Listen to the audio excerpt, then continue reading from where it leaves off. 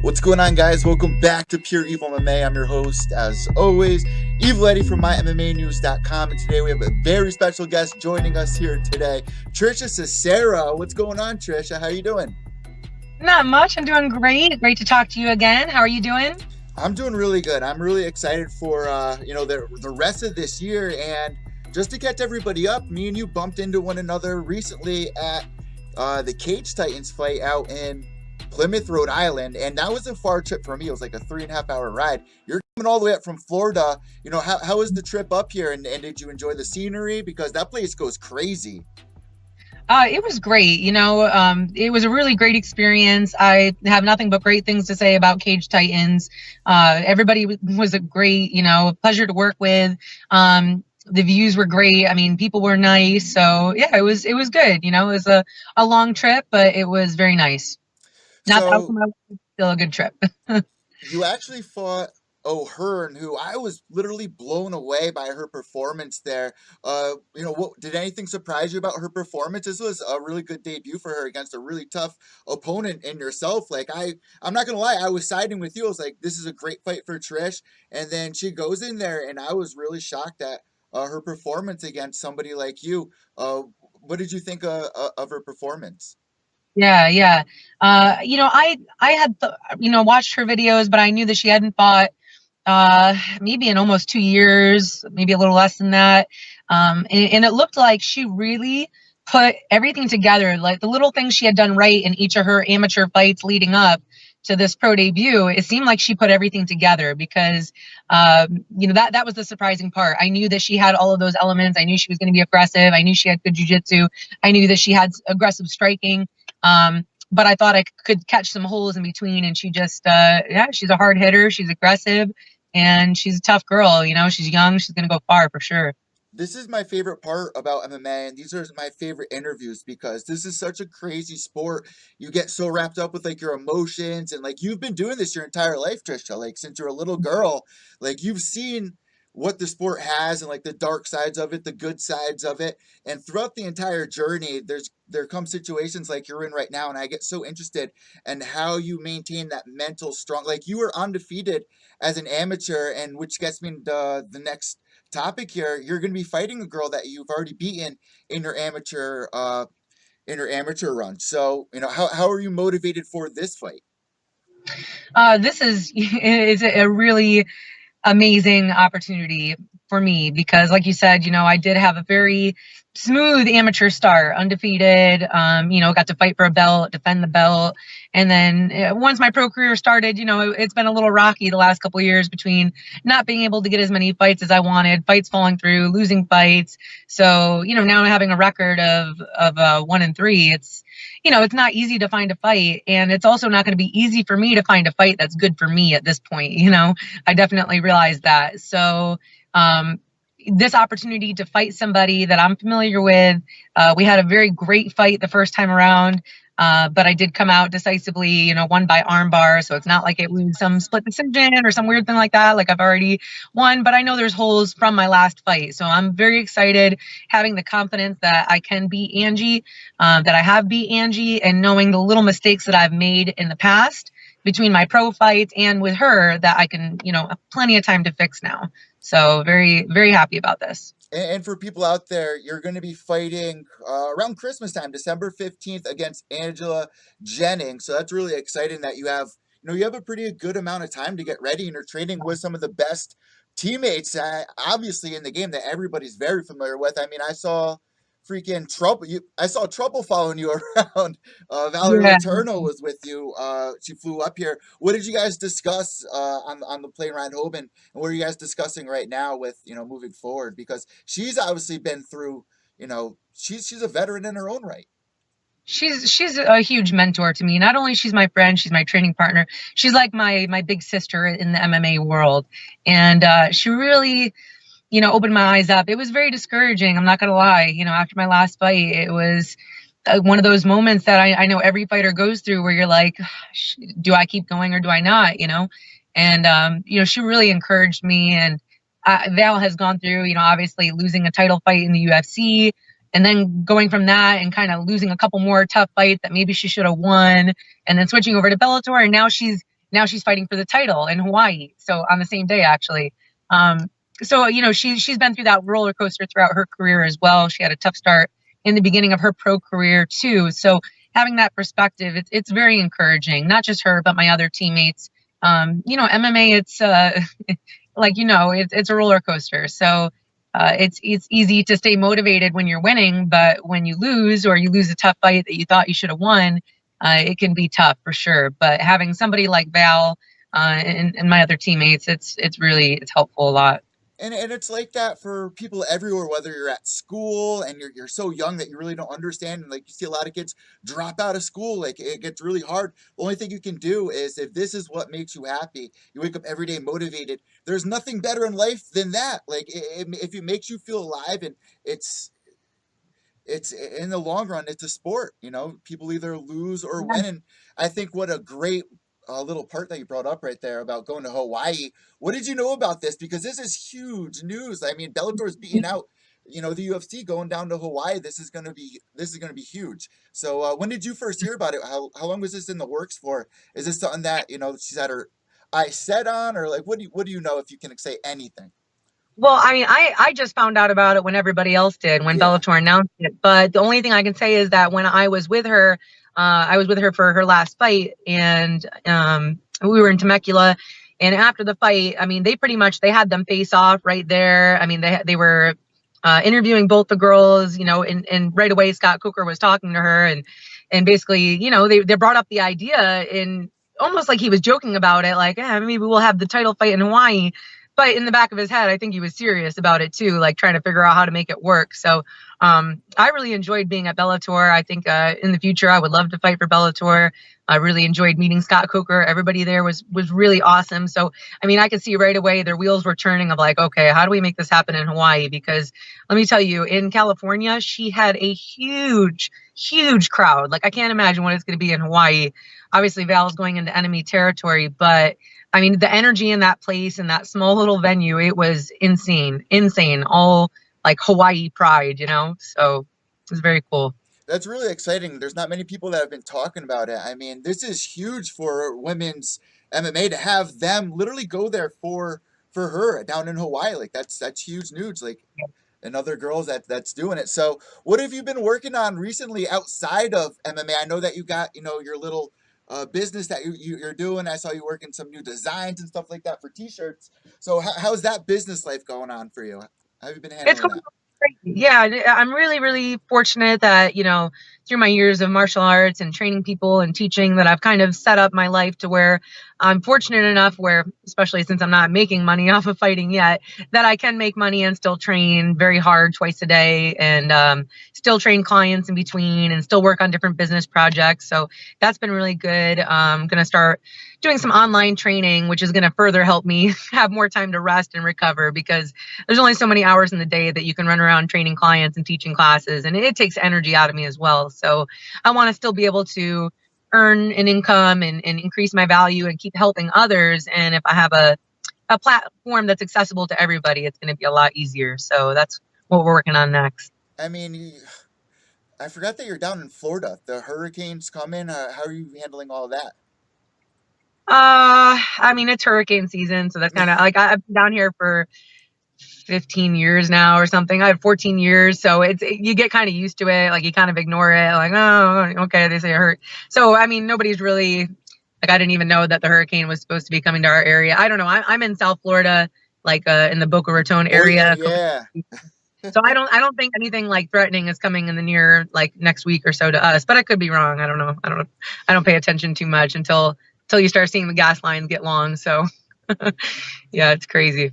So down in Florida, I mean, a big thing down there is bodybuilding and stuff like that. Have you ever done like a competition, or would you ever do something like that? Because I feel like you have the perfect physique. Like You're like the perfect person, like a good, like, you literally look like a model. You literally look like a model. I don't think anybody is going to deny that. Have you ever thought about doing competitions or stuff like that? Because, you, Yeah, I have. It's probably one of the most common things I get asked, like out in public. People are, oh, are you a bodybuilder? Do you compete? Are you training for a competition? Do you do CrossFit? Like constantly.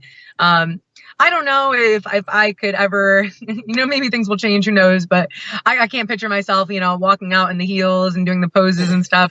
But I would consider doing a powerlifting competition for sure. I love weightlifting. I'm competitive. So maybe in the future when I'm done fighting, that's definitely a world I would explore. Some kind of strong woman competition or something. I don't know, but yeah, something in that realm. so have you been following like EBI lately? Have you been following along with all that? Yeah. Oh yeah, I love watching those. There's a lot of new grappling tournaments. The high rollers, the quintard, the EBIs, like a lot of cool stuff in the jiu-jitsu world.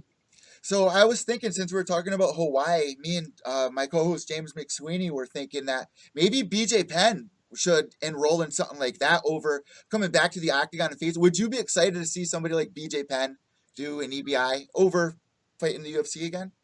Yeah, I think so. I think, I had a friend that kind of made the same comment of like, man, wouldn't it be a lot better if BJ Penn and Ryan Hall were just doing a high Yeah. level tournament? Like now we're going to have to see them try to strike with each other, maybe, and maybe they go to the ground, but maybe they want to, they're both high level jujitsu people. So for a jujitsu fan, that's what we want to see. But yeah, I think that would be really cool. So last but not least, before we let you go, I really want to touch on what people can expect when they tune in to watch your fight or they go to your fight December 15th for XFN when you face off against Angela Jennings for the second time. What is everybody going to see that night? It's going to be a war. There's really there's no real bad blood between me and Angie. We had a great fight. We were both respectful to each other after the fight. But I think that there were some things that she said after our first fight, just little things since we were amateurs. Oh, if there was 2 more minutes in the round, I could have won. Oh, if we didn't have shin guards, I could have done it. That's kind of what I heard through the grapevine. So I want to make sure that this time around, again, there's no excuses. I win decisively. Definitely going to get another finish, whether it's on the feet. I'm working a lot on my stand up right now, but I'm always working my jiu-jitsu. I'll be doing Miami Open in the next month before I start really getting into the camp. So it's going to be a war. It's going to be a war. There's going to be a finish. I know she's going to come for blood. She wants that revenge. She wants that rematch. So it's going to be, it's going to be awesome. It's on Flow Grappling. So if you can't make it, you can still watch it. We're really excited that it's streaming on there. And, if you can come watch it, it's plenty of time to get a plane ticket and get a ticket and, get down here. So, yeah. Thank you so much, Trisha. Last but not least, you know what we always like to do on the show. The floor is all yours if you have any sponsors, your social media tags, which if you're watching the video cast, you can see down below here. But just for the people listening to the podcast, where can they find you on social media? Mostly I'm on Instagram, which is just my full name at Trisha Cicero. And yeah, I just want to thank mostly right now, my teammates, my coaches, and really, my fans, my supporters like yourself for really, it means a lot to still have that support. As an athlete, even when there's been some rocky moments in my career, for the people and my coaches, my friends that have like stood by me, supported me. I just want to thank everybody because that's what makes it possible to keep going is you guys. So without your support, it wouldn't be possible. So thank you guys.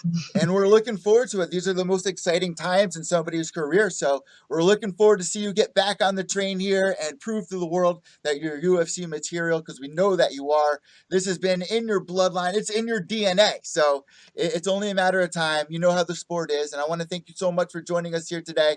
Have a great day and be safe. Thank you so much. You too. There you guys go. Trisha Cicero joining us here on Pure Evil MMA.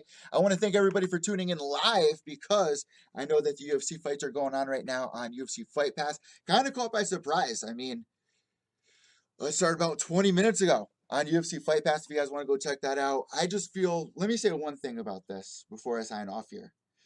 It's been about a month now since we've lost UFC Pick'em. I really want to know the difference in people tuning in for the prelims because I feel like a big part of having something like UFC Pick'em, like there were thousands of people that were tuning in to watch the early prelims because they made their picks on it. They want to talk about it with their MMA friends and family in the community, like we have at Pure Evil MMA.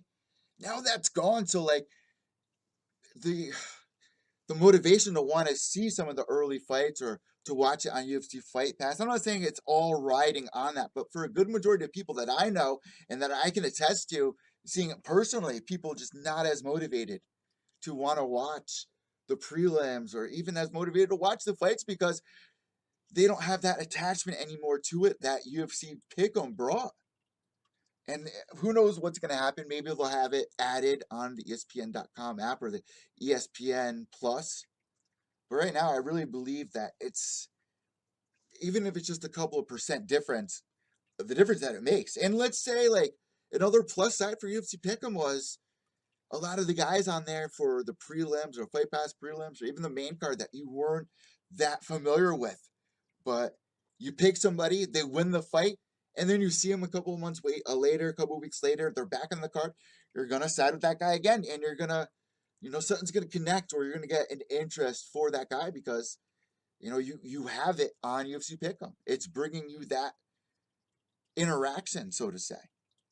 So let me know what you guys think about this. Give me a thumbs up if you enjoyed today's interview. I'm trying to do more live interviews for everybody. I know that we got a whole bunch of new subscribers here on YouTube and also on iTunes, Podbean, Spotify, Stitcher, Podomatic, you name it. So I want to thank you guys so much. If you're watching on YouTube, give us a thumbs up. Share this interview to your Twitter or your Facebook page. Let people know about us. That's the only way that we're going to grow. If you guys drop a comment down below, that also will help YouTube will recommend us to somebody else that is out there that is watching the same stuff that you guys are watching. It's just kind of weird the way that YouTube works, and it would mean a lot.